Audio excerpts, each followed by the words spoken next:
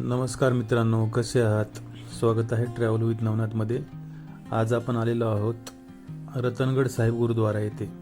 हा गुरुद्वारा माता रत्नेश्वरी मंदिराच्या पायथ्याला वसलेला आहे.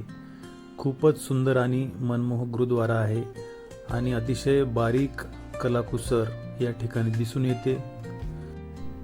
या गुरुद्वारासाठी लागणारा लाल संगमरवर दगड हा राजस्थान येथून आणण्यात आलेला आहे आणि ताजमहालाची ज्यांनी निर्मिती केलेली आहे त्यांच्या वंशातील लोक या ठिकाणी गुरुद्वाऱ्याची निर्मिती करण्यासाठी आलेले आहेत.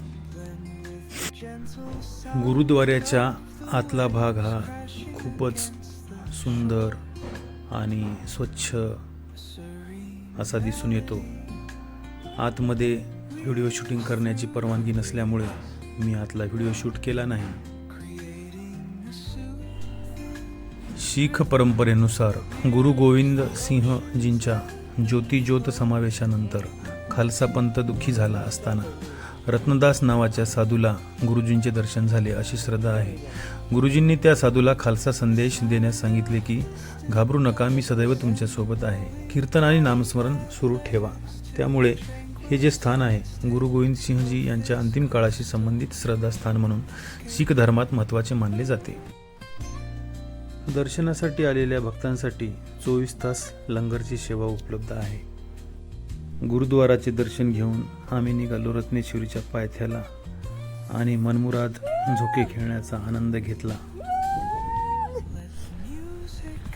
झोका खेळण्याची हौस पूर्ण झाल्यावर आम्ही सर्वांनी उसाचा रस घेतला आणि छान एन्जॉय केले आणि त्यानंतर आम्ही निघालो रत्नेश्वरी गडावर ट्रेकिंगला आणि तेथील सुंदर निसर्ग सौंदर्याचा आनंद घेतला.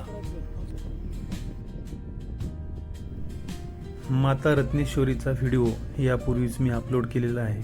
त्या व्हिडिओमध्ये मी संपूर्ण माहिती सांगितलेली आहे, त्यामुळे तो व्हिडिओ अवश्य पहा. आजचा व्हिडिओ तुम्हाला कसा वाटला नक्की कमेंटमध्ये सांगा. लाईक करा, शेअर करा आणि माझ्या चॅनलला सबस्क्राईब करायला विसरू नका.